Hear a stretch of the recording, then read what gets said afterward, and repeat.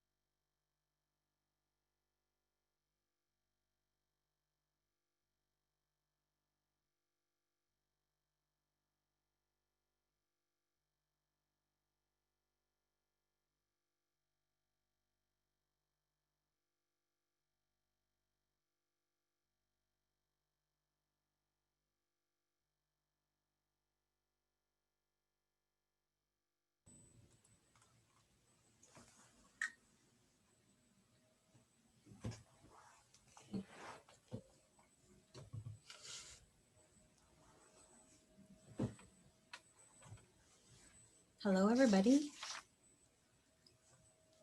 Thank you for joining us. It's really great to see a lot of familiar faces, like old United Way friends and some new United Way friends out there. And we're just about ready to get started here. So just one sec. What a strange world we're in as well. Um, But as we get going, I just wanted to welcome everybody and just to let folks know, I think all of us are familiar now with Zoom and how it works for the most part. There's an opportunity for people to use a chat box on the side. Just kind of fool around with your cursor and you're going to be able to see some of those options come forward for you guys. But also, if you do have questions or comments, feel free to put them in there. But later on the presentation, if there's a desire, we can have some questions and answers or comments. And for that piece of it, a little trick is if you want to unmute yourself is just use your spacebar. And that should help quite a bit. So this is a truly unusual time in terms of looking at our kickoff, remembering exactly this time last year when all of us were together at the University of New Brunswick, who hosted us for that celebration. This event is traditionally used to be able to launch ourselves into an annual campaign that our United Way has done for years. And so we're taking a really different approach like everyone right now. And really happy that so many of you could join us to be able to celebrate the start of this year's campaign in 2020. My name is Faith McFarland, and I'm the Executive Director of the United Way. I hope everybody can hear me okay.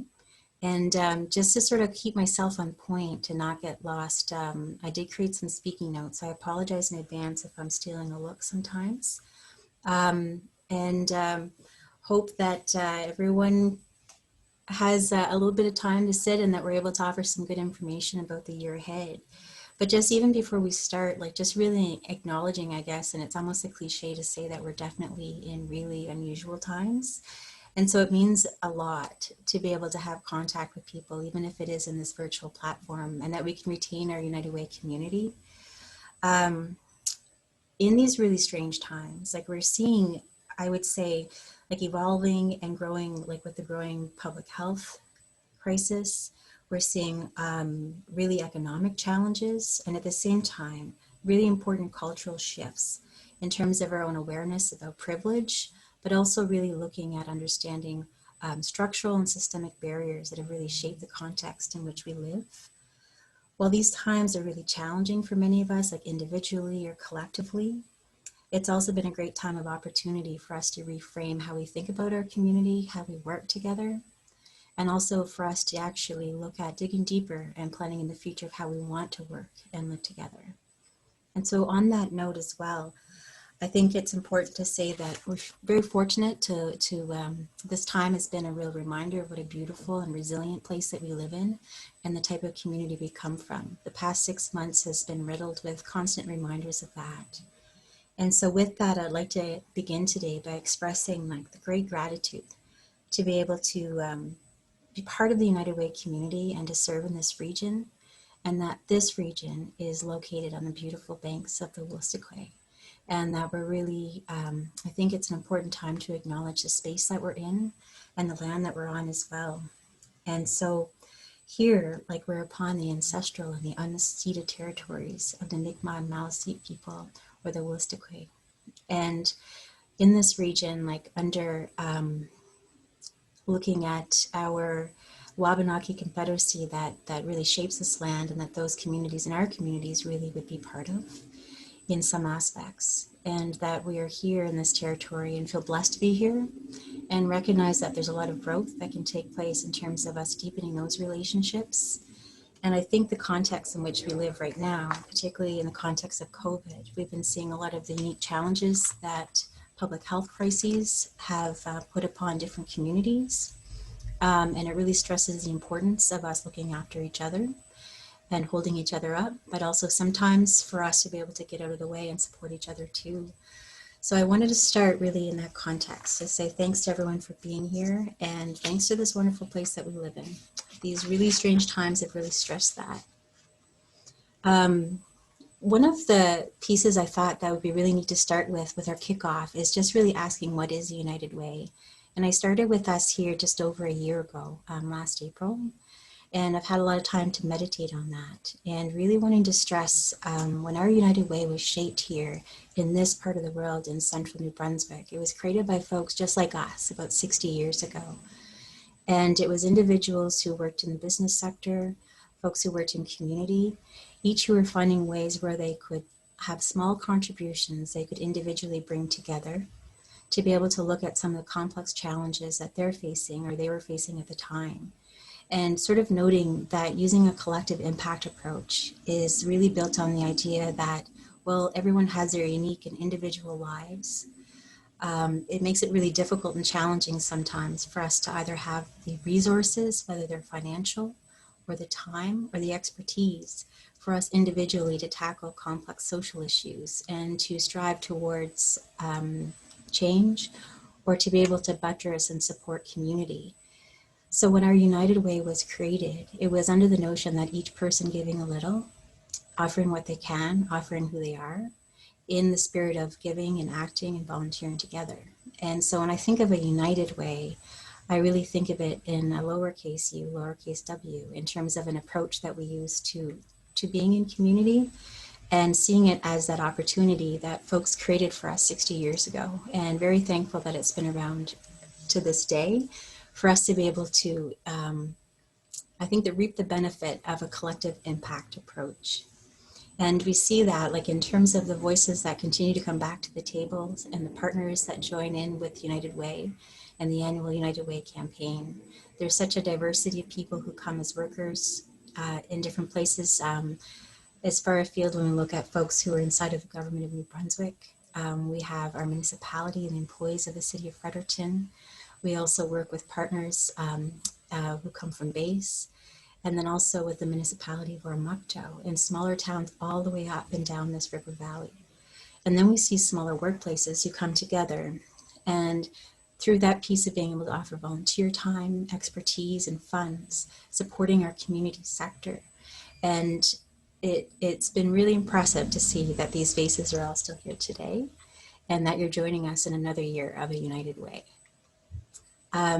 One of the things that's so critical or so important when we talk about the United Way is its purpose truly is really thinking about how it is that we support community.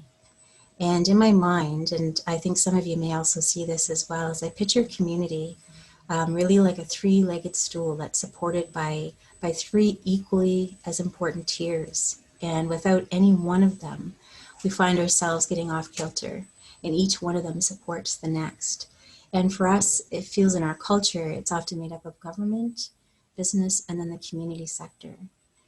And I think a lot of times the community sector, for those of us, when things are good, it recedes into the background, and it's quietly running and it's tirelessly running to help support us all. And in struggling times like we've been through during this COVID pandemic, it really starts to really show itself. Just in the same way when we see our private sector struggling, that leg is compromised a bit. And how do we support that? Are there compensations we can make? And here in our region, when we look at what our community service sector does, it's been playing a very vital and really critical role in helping our community make changes that we need to adapt to keep families feeling well, to keep people who are individually struggling with mental health crises supported. Our community sector really stepped in, hit the ground running in the early days of this pandemic, and had to make a lot of adaptations to make sure that supports were still accessible to people. Folks who relied on shelters, for instance, for emergency accommodations. All of those systems had to be restructured around social distancing requirements and public health requirements to make sure that population was safe. Kids who would rely on school nutrition programs were suddenly sent home. So families were in the unusual and unique position of having to problem solve that suddenly without necessarily any increased access to funds in the early stages of the crisis. So a lot of the problems that we had prior to the pandemic, they're still here. They just became a lot more complicated for us to solve as a community. And we're very thankful because when we look at that third leg of our community, quietly there in the background, is not just there to support folks when we think about someone who's marginalized. It's there when it's working well, helping all of our families and all of our communities feel better. And I know that if we were trying to imagine for a moment what our community would look like or feel like if we didn't have folks who are providing tutoring programs for youth, what those classrooms may suddenly feel like. If we didn't have individuals contributing and volunteering and looking at school nutrition programs, would we not feel that in the classroom in terms of looking at the ability to pay attention for children to be able to perform? Data and experience shows us that we would. And if we didn't have people in the community service sector providing crisis support for people who are struggling, I would wonder how we would see that reflected in our workplaces and in our families. And I think data and experience would show us that we would feel it. So I think quietly looking at what a United Way does is it helps with that third leg, and it gives us a vehicle where we can work in a united approach to be able to tackle those challenges. And one of the things that's neat is like when we have a United Way and we think of our community service sector here in our region and the programs that you guys collectively support through the United Way campaign or through the work you do in community or the volunteerism you do for these organizations, the impact has been pretty tremendous. And so in a typical year, United Way would look at supporting community programs that touch on anything from like looking at children's programming, working in terms of reducing poverty, but also looking at building community and inclusion. And so I'm really proud to announce that as all of this was happening and unfolding, still in the background, those organizations that we together collectively through that United Way or that third leg supported, were able to provide support to over 29,000 people through our last year as a result of the Impact of campaign. And really that's across 32 different organizations and 56 different programs.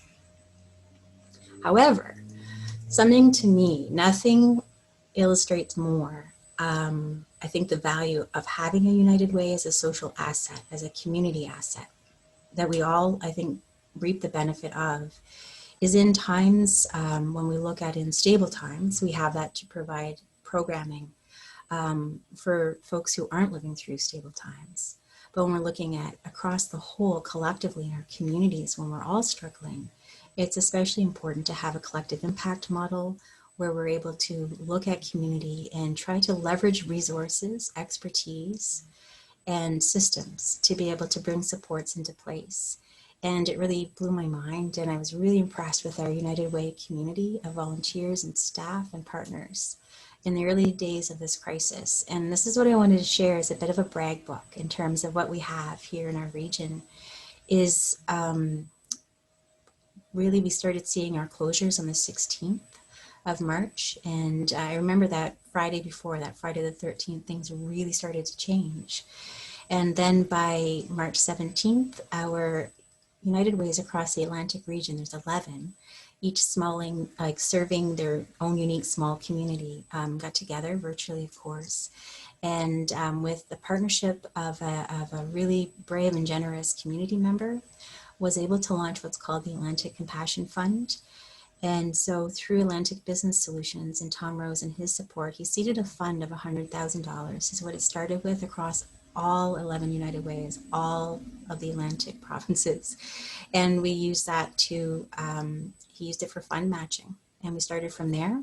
The next day we went public with that. And then for us, really in short order, by March 23rd, we were able to put a call for proposals to community groups who may have needed assistance during that time. Because as I mentioned before, we saw here in our region that there was shifts in how our shelters operated, our food banks, our soup kitchens, counseling services, domestic violence shelters, all the way down, everything needed to be touched and rechanged or refigured.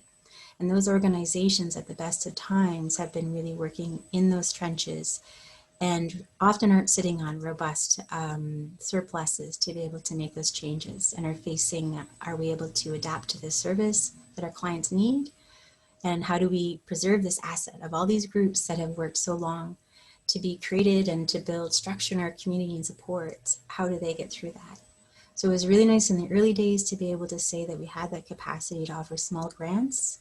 By the 27th, the first grant was issued to community. So within 10 days of us having our first meeting. And within 1 week of that, we were able to see that we did weekly impact reporting and follow up with programs that through your investments, through community's investments, to see where it was going, who was reaching. And even in that first week, able to see that it affected almost 1,500 people. And then by the second week, we saw like 3,400 people. By the third, almost 10,000.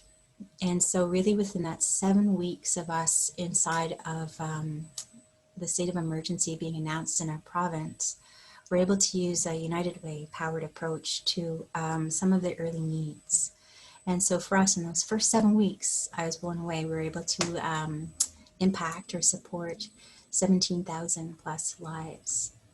So it was pretty impressive in terms of the type of United Way power we have. And so those early relief efforts were done through United Ways. And so the reach across all 11 Atlantic provinces was so much more extensive than that and impressive. And it gave me, again, for any of you guys who know me, I am a big believer in community and the power of community. But it was a great reminder in terms of what sort of vehicle United Way is and how it can support us.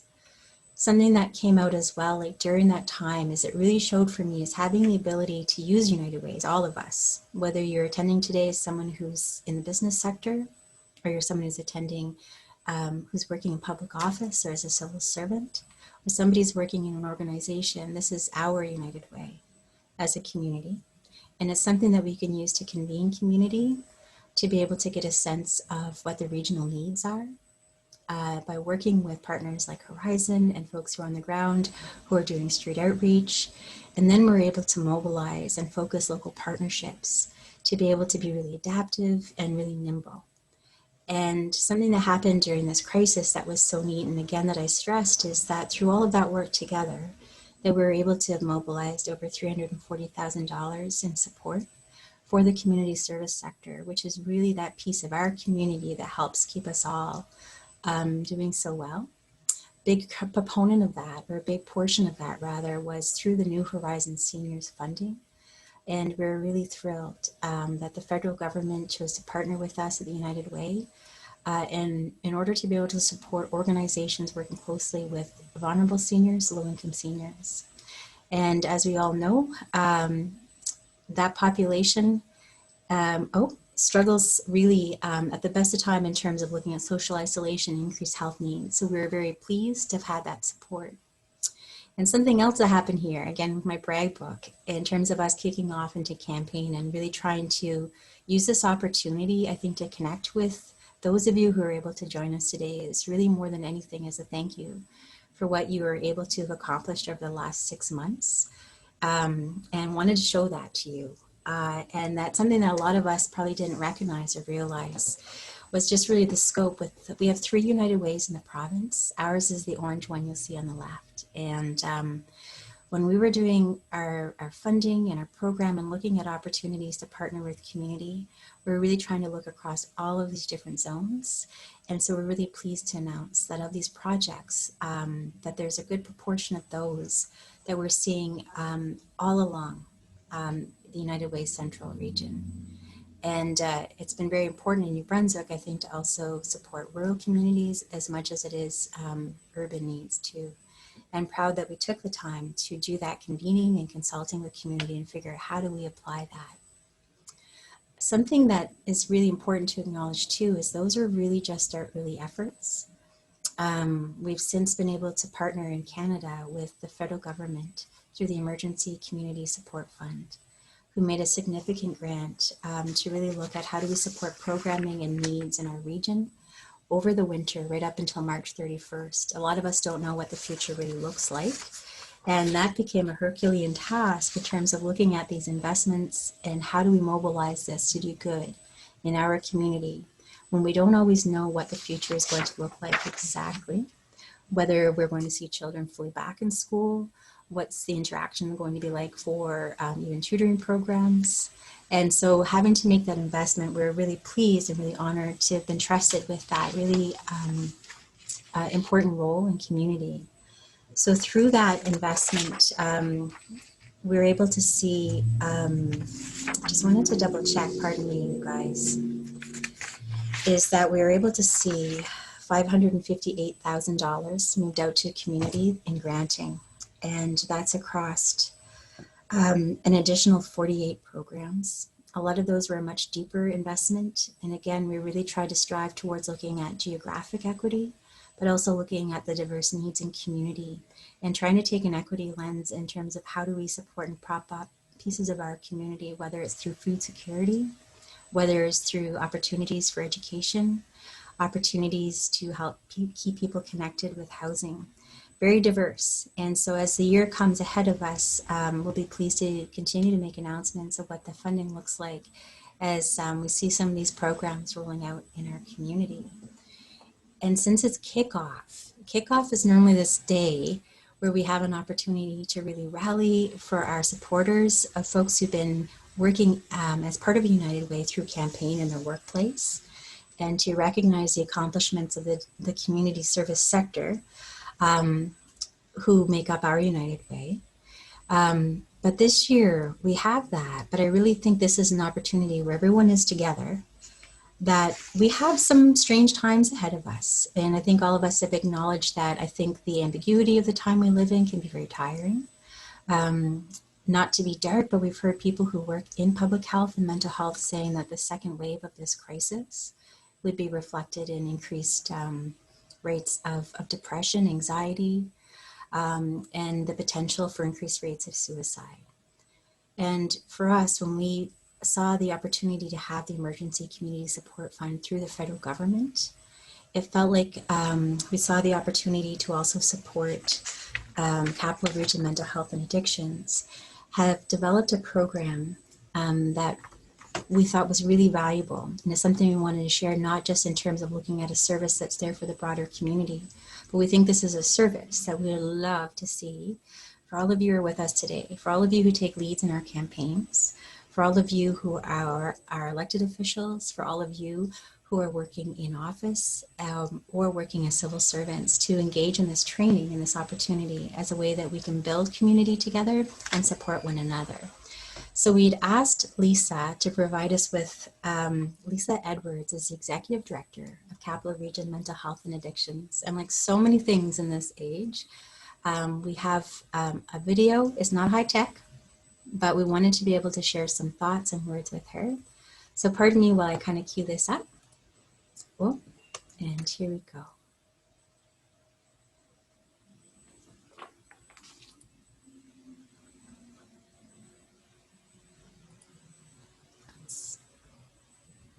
Oh dear.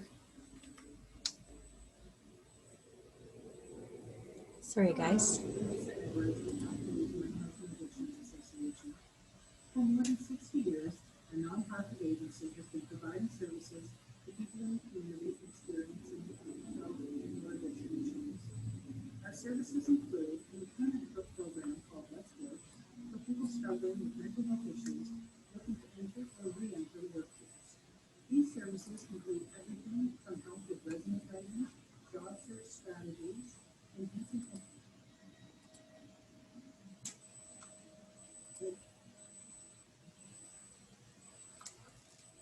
interview skills, liaising with employers, to ongoing support while employed. The way the program operates is very simple. This program is for people with a diagnosed mental illness. Based on the club host model, we have a support approach that people can enhance life skills, connect with others dealing with similar experiences, regain confidence, and respect. At Reach, members enjoy classes in digital literacy, nutrition, woodworking, web cooking, and photography, and activities such as bingo, drop-in, and a walking community. We also offer several support groups. We have a group for those grieving the loss of a loved one or suicide, a peer group for those struggling with emotional challenges, and a peer group specifically for people The other video, like love it. Play. with Horizon.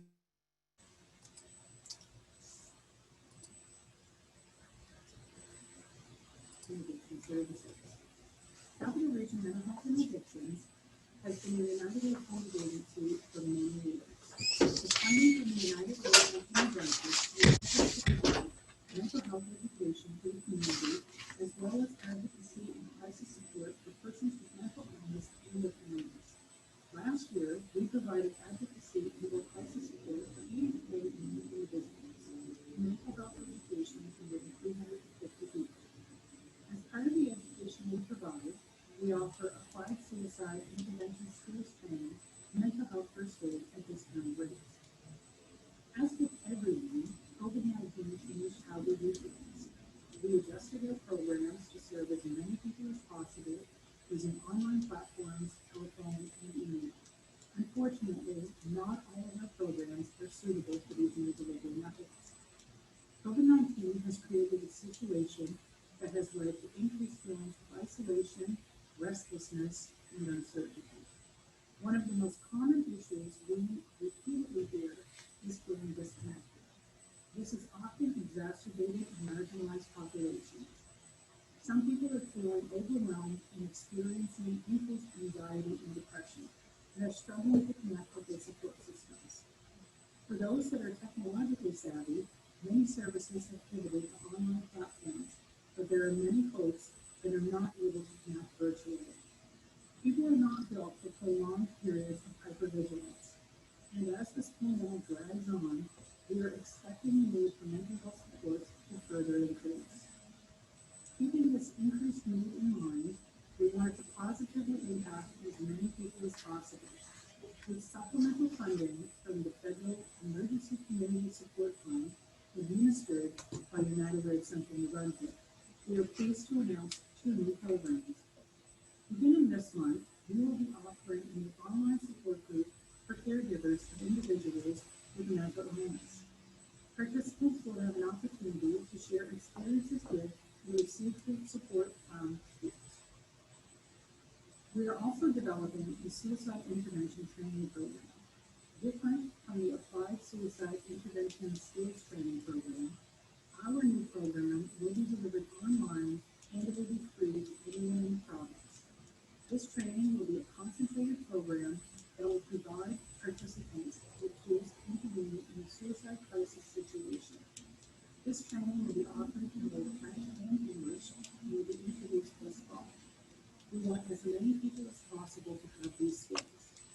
Watch for an announcement on Capital Region Mental Health and Addictions webpage, Facebook page, and Instagram. You can also contact our main office for more information. This training will save lives. Now is the time to come together as a community.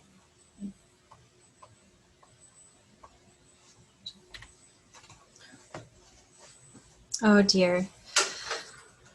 Oh, my apologies for the technical issues on our end. We've failed to work on some glitches there. Apologies to Lisa with Capital Region Mental Health and Addictions on that. And as opposed to starting the video over, we've been recording the series and we're also going to share the video as well from Lisa. We had some challenges with the audio because of how we're presenting the slides. So very sorry for all of that, you guys. But I wanted to give you a little synopsis of that program again and why it's so vital right now is typically there's so many barriers to looking at participation when it comes to looking at suicide intervention training. For many of us, it's a question of time. Often it's 2 days in length. It can be expensive upwards of $200. So typically what would happen is those who are working on the front lines would lean more into that training.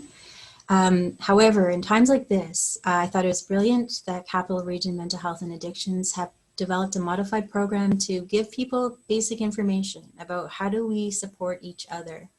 One of their programs and offerings is the caregivers group that we are pleased to have in our region, because when we're looking at supporting others. But the other piece that's coming down the pipe too is looking at having our training to be able to provide that with coworkers and folks in our community. So I do hope you're able to stay tuned. And we thought that by using our kickoff as well to connect all of us with those kinds of resources that are available for us in community would be an opportunity that we didn't want to miss. And so thank you very much, Lisa, and thank you very much, Capital Region Mental Health and Addictions. That's just one of the many programs and some of the neat innovations that are happening in our region that we're really proud of. As we pivot a little bit, I just wanted to share that campaign has kind of started in so many aspects already here in our region. We've seen it popping up all across our community, and I guess most recently we saw that with our partners at Tim Hortons, who were spreading the cookies, and thanks to everybody who got involved in that.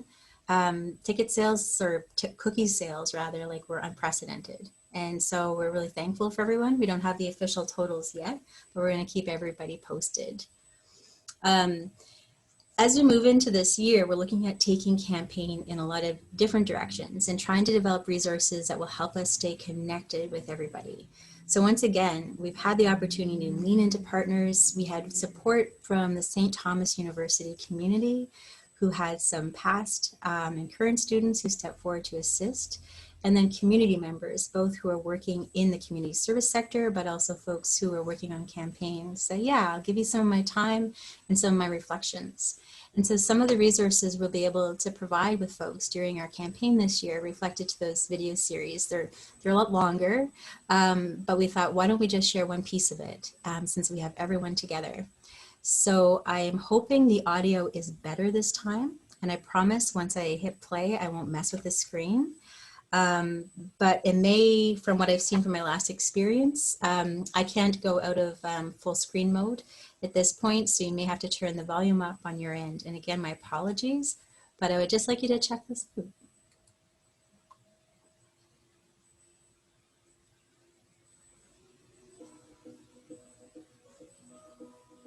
I think the United Way is very important to donate to because of the work that the United Way has been doing in the community.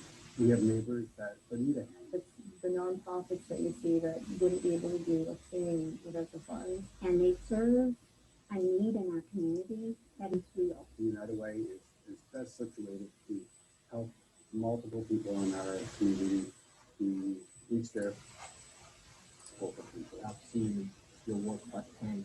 There have been so many staff members here that couldn't be here because of the United Way, and there have been services that we've been providing that the United Way has completely funded for. It truly does make a difference. They're being involved in the community as a whole in helping fill the gaps that are missing out there. Really just putting the funds directly back into the community. Helping everybody kind of rise up together and be a better, stronger community. By you supporting the United Way, you are in turn supporting us. Wonderful. And so to be able to see more of, hear more from Yusuf and Colin, Shelby and Betty, stay tuned really in terms of looking at our social media, and also be using our website to be able to communicate that as well, getting that out to our partners. Is each one of them have their own unique story and experience of how they're engaged through United Way, or how United Way supports the community work that they do. And I think we all get in our own world of work, our own lives, and it's interesting sometimes to have a look into that and learn a bit more about some of the successes and challenges of these different aspects. And in keeping with that, we really are trying to take a different approach, like everybody right now, in terms of how do we stay connected with our community, but how do we actually seize this as an opportunity in some way for us to learn to provide our partners and community members an opportunity to be able to learn about our community a little bit differently. And something that we wanted to be able to bring throughout this season for our campaign, it runs from September right up until December. And we saw this as an opportunity to stay connected with folks. And we're launching something called the Local Love in a Global Crisis Speaker Series. And we're offering this, and we're excited to say, in partnership with the University of New Brunswick and a lot of other incredible partners, to be able to help our community learn about issues that are happening amongst us. And we've chosen 7 different focus areas, and they're set up so that these are live streamed, moderated events, happen over the lunch hour, just 45 minutes, and to have speakers who are working in different aspects of community. And that we have an opportunity to treat it potentially for some folks as a lunch and learn, or potentially as something you could watch later. But in this, we thought, okay, this could be an opportunity that all of us have been waiting for, is how do we actually do a much deeper dive in terms of looking at our community as a whole and how the health crisis in general has affected different sectors or different priority groups, but also what that sector support looks like in general. So with the support of some incredible partners over this period of time, we're going to be able to bring this series to you guys. We have partners who came forward who would conventionally buy a ticket to our kickoff event and attend in person. Partners like UNB, with MB Power, AMBL, TD, Liberty Utilities, our neighbors, RPC, and especially with UPS. A lot of you folks would be in the room with us today, acknowledging, celebrating, but also working together to kick off our United Way and to kickstart that. Instead, we wanted to thank each and one of them, instead for shifting their support from that event to bringing back to our community this speaker series. And we hope that it actually provides a great forum for us to have some insight into what's happening. So the areas that are going to be unpacked during these moderated discussions, there'll be one session looking at mental health in our region, also looking at some of the impacts, which have been, I think, pretty shocking and brings to light a lot of the challenges that families are facing when we look at intimate partner violence and sexual violence in this region. We're also going to be having one of the speaker series that's going to be looking at poverty in this context, what it's like to be living on fixed income, whether that's through income supports or through wages, and some of the challenges that have happened. And then I think very important at this time is looking at mobility and accessibility during the state of emergency. We've seen some unexpected impacts in terms of how people access services at the best of times, and then how those are interrupted in this context. And then all of us, I think, really understand that we've seen so many impacts right now in terms of children. And we wanted to unpack a little bit about some of the supports that changed and some of the adaptations in community. Along with those other sessions, we're going to be looking at the impact of this crisis in the context of homelessness and housing insecurity, and then also looking at aging. And for us, going into a campaign, this is a chance. Typically we'll be going out and we're still working with all of our community partners, some in person in smaller groups and in other avenues, but it feels like there's been such a massive disruption in how we all connect. And we wanted to try to find a way where we could expand like what a kickoff is. So instead of it just being one lunch, let's do 7 lunches. And the idea is that maybe in your workplace, maybe you have a United Way campaign. Maybe you'd use the speaker series as an opportunity to order in pizza or sandwiches, gather your workplace together and participate in the speaker series and take it in. Or perhaps you would have your workers or your employees or your supporters, volunteers, take it in on their own and to be able to do it together in your own Zoom. We'll be recording each of those series and then re-releasing those as well through our website and our social media as a way to be able to bring that back into community and to help kind of increase the dialogue and raise awareness about the challenges that we're all facing, but also I think some of the incredible innovations that we're seeing that's happening at a community level in partnership across community. So we do hope that you guys will join us. So this series will be running at lunch hours on Wednesdays every other week, and we'll be sending that out to folks, but also follow our social media to take that in. So we hope to see you there. And wanted to say like a big thank you to as well, like really our anchor sponsor for Kickoff, who we've worked with for quite a while now, is UNB, and that they really took on a big part of this work in terms of helping us bring this series to the community. And so through their generosity as well, and our other sponsors, we're excited to see where this goes, if we can get a lot of you guys back and many more.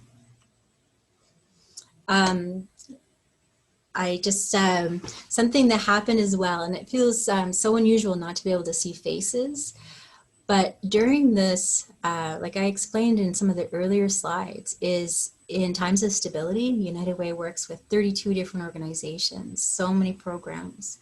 During this health crisis, it's really expanded that, where we're looking at 77 different programs just through our Atlantic Compassion Fund and New Horizons.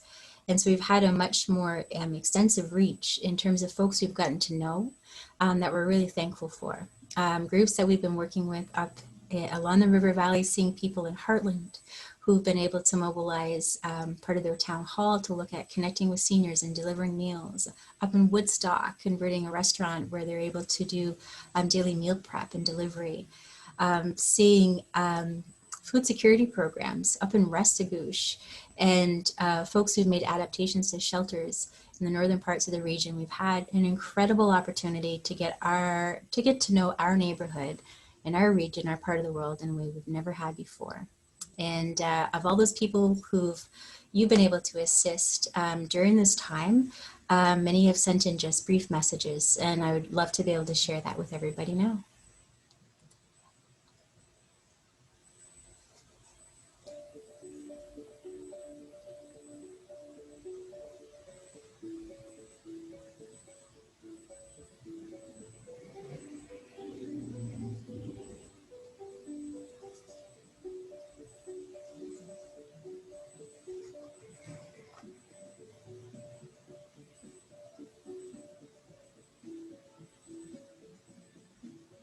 Thank you, United Way, for helping us feed our seniors.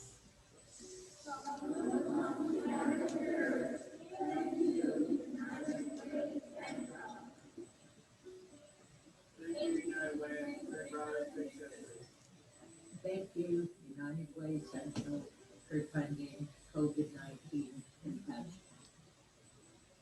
Welcome to Alzheimer's Society. We just wanted to take this moment to say thank you so much for the funding that we received from the United Way. This funding will help us move our projects from in-person to virtual platforms so that we can continue to provide healthy day and good time. Thank you, United Way. Thank you.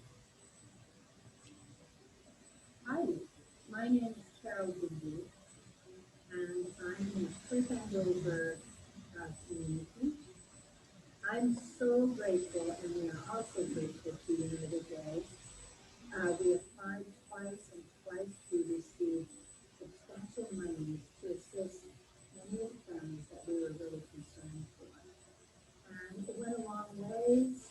It was so helpful. I really don't know if we could have done what we did without United Way. So thank you again. And on behalf of all the families, I know they would say thank you to you also. Thank you, United Way. Merci. Thank you very much. Merci. Merci, United Way. Thank you, United Way, for connecting us all. Thank you, United Way Central. Well, Louis Double, on behalf of Bubba Dempsey Wigwam, I'd like to take this opportunity to say thank you, Willie Wundermuch, to United Way for their wonderful contribution to our new culture program. We're looking forward to the medicine that's being brought about to our people with this program. So, again, Willie Wundermuch, thank you very much. Thank you, United Way Central. Upper Miramichi Community Library staff and board are very grateful that as a result of receiving a generous grant from the United Way Central, we were able to move forward to meet all the COVID-19 personal prevention requirements. As a result of their financial assistance, our rural library was one of the first in York Region, Central New Brunswick, to safely reopen and offer our patrons and the public a safe environment to visit and access materials. We greatly appreciate your support. The outreach group from Wilmot United Church would like to thank United Way Central for their generous donation. As a result of this donation, we were able to provide over 100 families with food and groceries for the month of April. Many thanks. Thank you, United Way, for their brothers, big sisters. Thank you, United Way Central. Thank you, United Way Central. L'équipe de la Caméra et les victimes de terrain vous remercie pour votre support et l'aide financière que vous nous avez octroyée. Sans vous, il aurait été difficile de s'adapter aux exigences de la pandémie. Merci. Thank you, United Way Central, for Mr. Karen Chair and Karen Person here for providing funding for our families.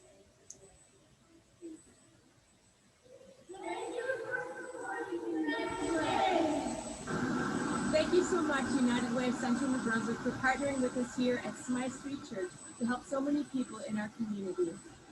You know, it's all about partnerships, and for us, it's a great privilege to partner with you to help relieve some of the needs here in our great city. A great big thank you. On behalf of the Riskiger Family Services, we would like to thank United Way Central for funding that went towards purchasing iPads for our children to stay in contact with friends and family. Thanks again. Good afternoon. The Chipman Youth Center would like to send a great big thank you to United Way Central for their support in our many activities and events. Thank you very much. On behalf of Ferguson Homeless Shelters, the hundreds of people that we help each year, and all of our staff, thank you so much, and please continue to support United Way.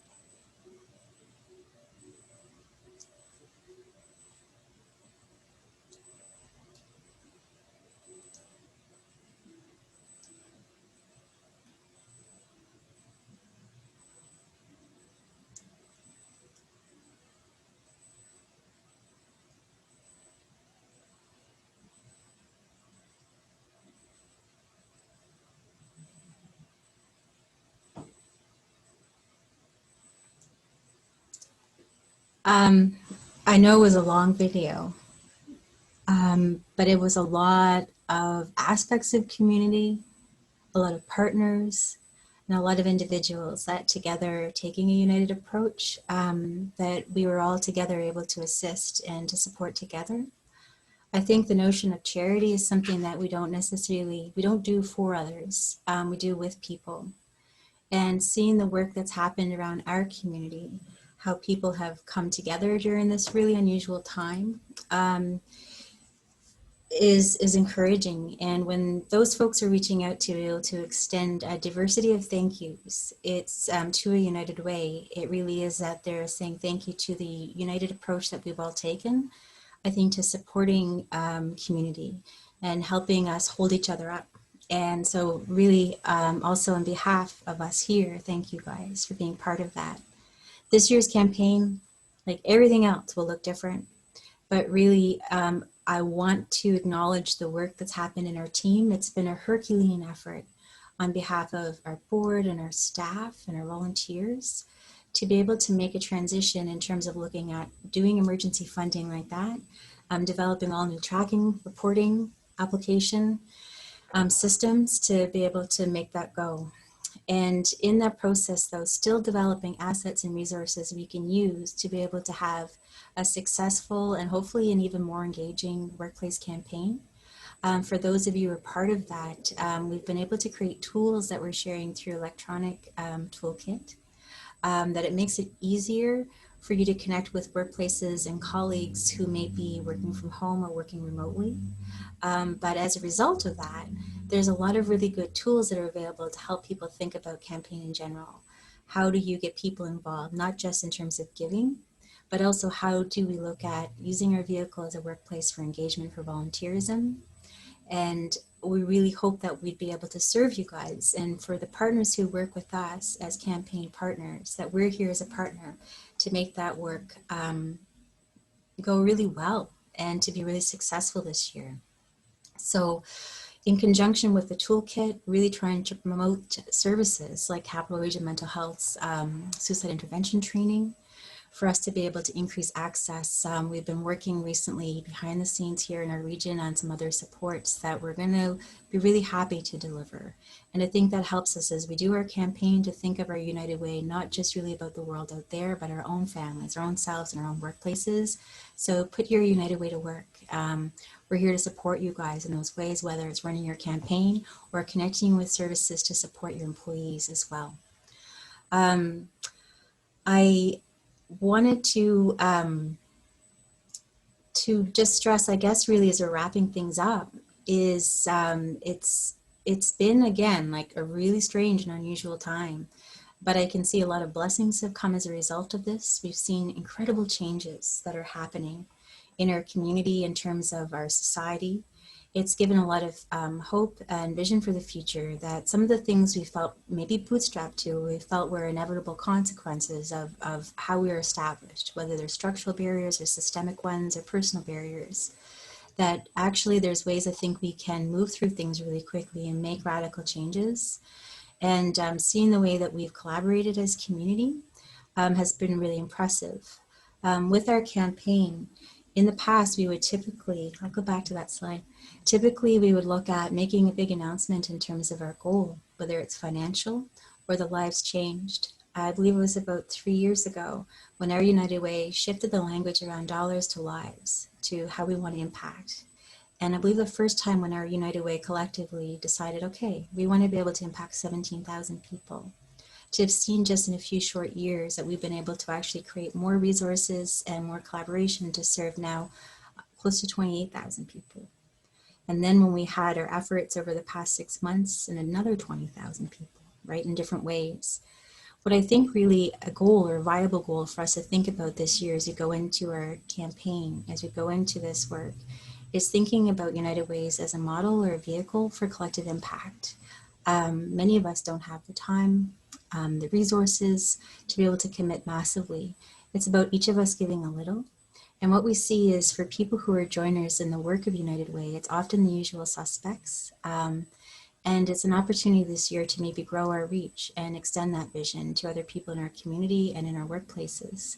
And so really our focus this year in terms of us supporting our workplace campaigns and community is trying to increase our participation rate, be that through financial pledge, one-time gift, or through volunteerism. And for us, that feels like a good goal, is to start getting a handle on what that looks like for us around participation and growing that. Because I think there's something very satisfying in our ability to be able to mobilize in this way. And so we'll be continuing to bring that message to you guys as well, and finding new ways to continue to engage folks and hopefully grow that reach. And so on behalf of the United Way of Central New Brunswick, I would like to extend a sincere thank you with our board, with our volunteers, with those in our community who have worked as partners.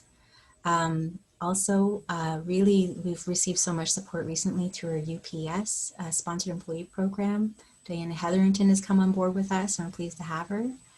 And then finally, really to stress a deep thank you in terms of being part of a team here to the staff who have weathered all kinds of challenges with their families and workplace and the new world we're in and increased workload. They've really stuck to it, and just happy to have them as part of this team and part of our United Way community. So with that, I'd be concluding the kickoff and hope that we'll be able to engage with you guys throughout this time. And I have great confidence that we can do, I think, even more good than we've ever done historically. We have very little to compare this time to. Early on, trying to get our mind around our context was looking at the most 2008 recession and really try to understand what happened in the community sector. And we saw in Canada that giving went down by 20%. But then when I looked at the history of our United Way here, I saw that it increased by 13%. And so that would be like a 32 or 33 point spread in terms of looking at that kind of support. So there's something unusual about where we live. Maybe it has to do with being Maritimers, but I think we are in difficult times, but there's a lot of good history to say that we're the kind of folks, I guess, that come together, and we're going to make some interesting memories with this and hopefully also make some really powerful impacts. We mentioned at the top that if people had any comments or questions, that we would welcome those as well, because we still have a couple of minutes left to the event. If those of you who are still here, because of the nature of my display, I can't really see the comment box. I'm wondering if Kate or if anybody had anything they wanted to chime in. We could take a couple of comments or a couple questions.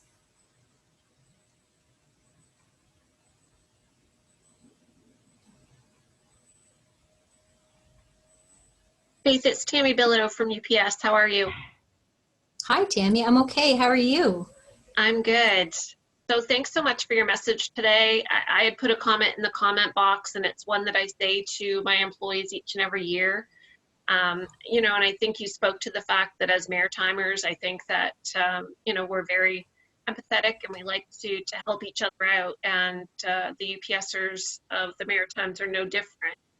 And, you know, my motto is give back what you can while you can, because you can, because someday you may need a hand up too. And I'm very proud to say that our UPSers have done that. Our campaign is pretty much wrapped up. And I think you're going to be pleased with the results. And we haven't missed a beat. And actually, I think we'll be giving back even a little bit more this year than last year. So our UPSers have definitely rose to the challenge, even in these difficult times. You're making me cry. We are such a good group. You guys are awesome. That means a lot, Tammy. Thank you for sharing that. Yeah, it's been a joy, like, being able to work with you guys. Like, thanks for including us in the kickoff. Those, like, already, those have been some great memories. Yeah.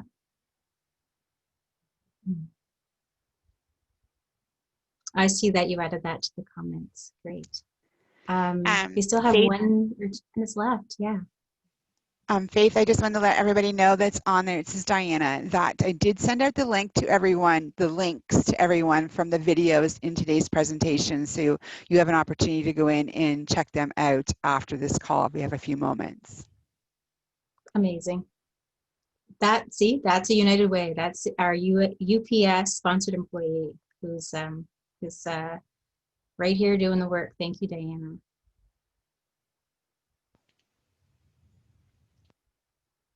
Hi.